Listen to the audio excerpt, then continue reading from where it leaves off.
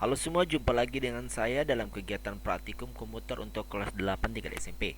Nah, kali ini kita mau membahas sedikit bagaimana membuat tabel. Dalam beberapa dokumen mungkin adik-adik semua pernah menemukan model dokumen, teks dan juga bentuknya tabel seperti ini.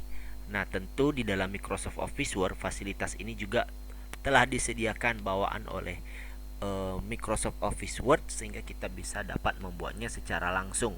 Artinya dia tidak membuat garis putus-putus, tetapi memang sudah dalam satu rangkaian sebuah tabel.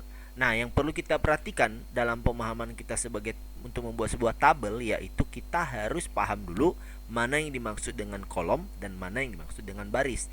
Nah, di sini yang dari atas ke bawah atau istilahnya yang vertikal ini adalah kolom. Ya, ini ya kolom, ini adalah kolom. Nah, sedangkan baris adalah yang horizontal. Ya, yang horizontal misalnya ini. Ya, dari kiri ke kanan ini adalah baris. Jadi kalau kita melihat pada tabel ini, di sini ada terdapat 1, 2, 3, 4, 5, 6. Berarti ada 6 kolom. Berapa baris? 1, 2, 3, 4, 5, 6, 7 baris. Jadi tabel ini ada 6 kolom, 7 baris. Jadi itu yang harus kita pahami dulu. Lalu kita misalnya ingin membuat sebuah tabel seperti ini. Maka tentu kita membuka dokumen baru. Lalu di sini ada insert. Nah, insert. Pada menu insert di sini ada table. Nah, pada table kita memasukkan jumlah baris dan kolom yang sudah yang kita inginkan atau sudah kita tentukan sebelumnya. Nah, misalnya tadi ada 6 kolom 7 baris. Jika itu masih berada dalam tabel di atas ini, bawaan sejumlah ini, kita bisa langsung memilih dari sini. Misalnya ada 6 kolom 7 baris, maka dia akan tertulis 6 kali 7. Ya, kita cukup menggeser arah mouse aja ya. Ini kita sesuaikan. Ini adalah sebuah tabel dengan jumlah kolom 6 dan baris 7. 6 kali 7.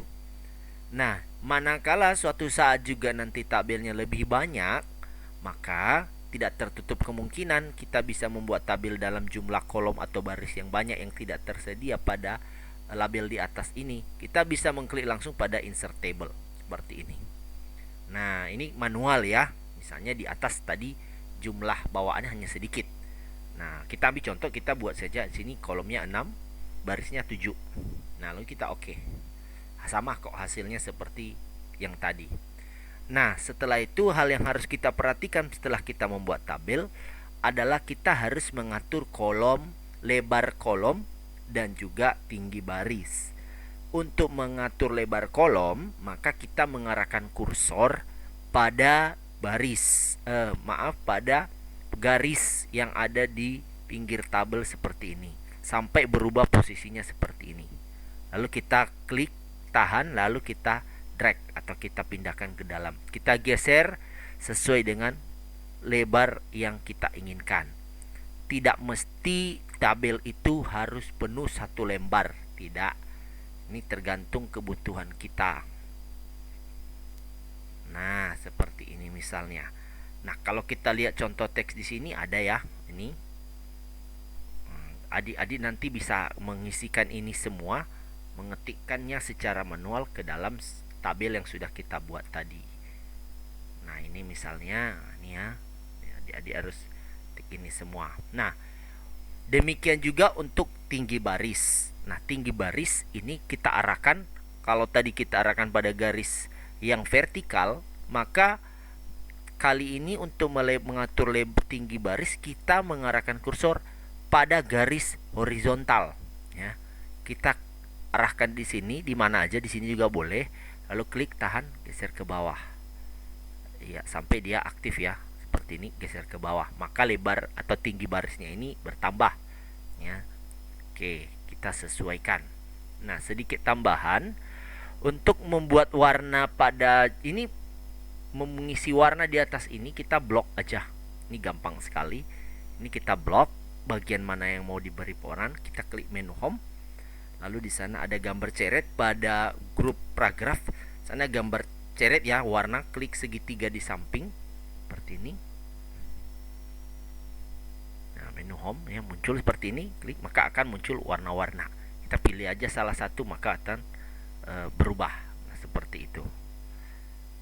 Nah, cukup sederhana membuat tabelnya. Nah, itu ya.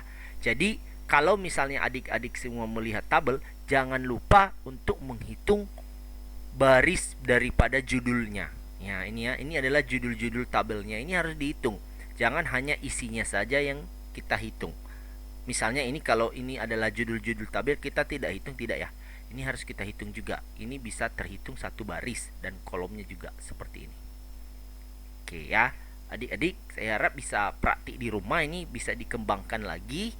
Nanti kita akan melanjutkan pada tahapan berikutnya mengelola tabel dengan lebih baik lagi. Demikian dulu perjumpaan kita kali ini dan sampai jumpa pada materi berikutnya.